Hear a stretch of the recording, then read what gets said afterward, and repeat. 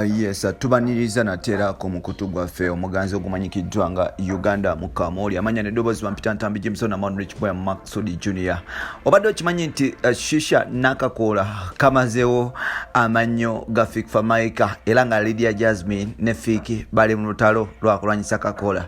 Now bino n'ebirala ntula okalire obeere ng'obifuna. Now waliwo omuyimbi ow'amaanyi ate nga rapper amanyikiddwa nga Walkaga Shafiki amanya ge aga stage akozesa Fik Fameica a fresh boy fresh ganga anabwe kityo twakitegedeko nti Fik Fameica ono y'omu ku bayimbi abakyasuze okuba nga betanira Akakola oba enkwacho kugata n'omuka ogumanyikiddwa nga Shisha. Omuka ogwo gubeera mu bupooti bwe butyo obusuwasuwa bwe butyo. So Fik Fameica y'omu ku ba great fan bo bintu ebyo, naye ate nga mukuba nti akozesa nnyo Akakola n'okuba nti aketanira okwetanira Shisha nabwe kityo mukuba nti abyetanira n'obugayaavu oba obukyafu bwe buze nga bumukwata n'okuba nti tasobola kuba nti alabirira bulungi mannyo ge.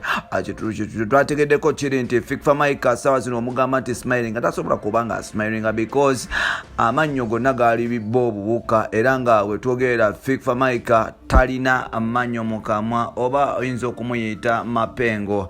Fik Fameica ono y'omu ku bayimbi be Uganda abakyasize okuba nti balina eswaga kwogata n'okuba nti betanirwa nnyo abavubuka olw'okuba nti balina fashion kwogata ne style ezewunyisa, naye ate kikwewunyisa okuba nti omuvubuka owa high school atasobola kubanga catching up with high school styles n'okuba nti yeefaako n'okuba nti yeerabirira because omuyimbi fena tukimanyi nti ogenda ku stage olina okubikula amanyo ne mu video olina okubanga obikula amanyo kwogata ne kasmayira ako ku interview kabanga oketagisibwa, naye ate wetwogerera muganda wange bayita Fik Fameica ebyo byonna yabiloozinze nti in that amanyo ge gonna asatu aga waggulu gonna gazzemu ebituli ebya black era kati bwetwogerera Fik Fameica oyo gwolaba tasobola kubanga ayogera. Fik Fameica oyo tasobola kuba nti agenda ku interview kuba nti ayogera n'abikula omumwa gwonna ogumalayo era gwe oba otunuulira video za Fik Fameica ebiseera ebisinga abeera abiisa omumwa nga akozesa gestures oba akozesa bikolwa like akozesa actions oba gestures ebiseera ebisinga wabanga agezako kuba nti anyonyole ekintu mu video ate nga ebiseera ebisinga tukimanyi nti abayimbi bayimba. So n'olwekyo Fik Fameica ono kino nno kiyinza okuba nti kimuleetamu emabega nno.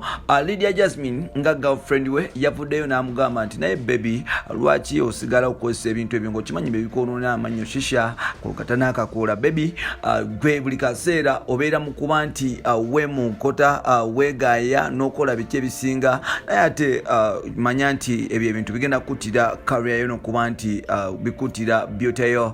Abayimbi abali enkwacho mu Uganda Fik Fameica oba group ya Fik Fameica gyasinga okubeera atambula nayo omuyimbi Gravity omutuju y'omu ku bo n'abayimbi abalala, naye ate Fik Fameica Akakola yakategeera bubwe nti in that Fik Akakola akateekera ssaawa 6 ez'emisana n'aba nti akaliera zezimu ku nsonga lwaki Shera Gashumba yasobola okuba nti agenda nti Shera yafumbanga emmere ku ssaawa 7 nayita omwami ajja ali emmere, naye ng'omwami ku ssaawa 7 yatandise dde enkwacho ate nga tasobola kugita oba kugiwanda kuba nti asuula wali takisiini. Ekyo ne kimuleetera obuzibu, naye ng'ate mu kuba nti yajagala nnyo n'okuba nti ajettanira omukulu ono amanyo gonna ku kyenkana agaweddemu era nga omukulu ono bw'aba tagenda kukozesa ga plastic oba ga byuma, omukulu ono ayinza okwekanga nga talina amanyo Mukama kwe kubayita okuba nti ofaako bitundutundu. Omukulu ono Walkaga Fik afaako bitundutundu. So Fik yeetaga sala zaffe yeetaga sala zammwe, naye ng'ate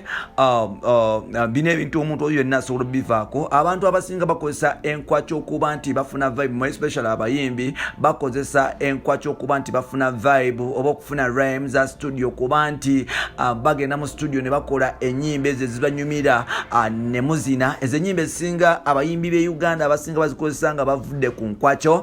Ennyimba za King Saha zonna zikola avudde ku nkwacho, ennyimba za Gravity omutuju zonna zikola avudde ku nkwacho, ennyimba za Fik zonna ezibanyumira zonna zikola nga maze kulya nkwacho kwogata n'ennyimba endala n'abayimbi abalala bangi abakola ennyimba ezo nga bavudde ku nkwakyo bane Don Sultan ne Sadax nabo bazikola nga bavudde ku nkwakyo nange simanyi naye nga ate abayimbi abasinga bonna bakozesa enkwakyo. So n'olwekyo enkwakyo efuuse enkwakyo esse amaka g'abantu mu music industry, enkwakyo esse amanyo ga Fik Fameica. Wetwogerera omukulu Walukagasha Fik yeetaaga sala zammwe. Bino n'ebirala bino bye bolinda mu mawulire gaffe agaddako. Nsikadde ntambi Jimzo. You can follow me on TikTok Jimzo16 ne tuba nti tukwatagana te. Still you can follow me on Twitter Jimzo16 ne tuba nti tukwatagana. Bye bye for now.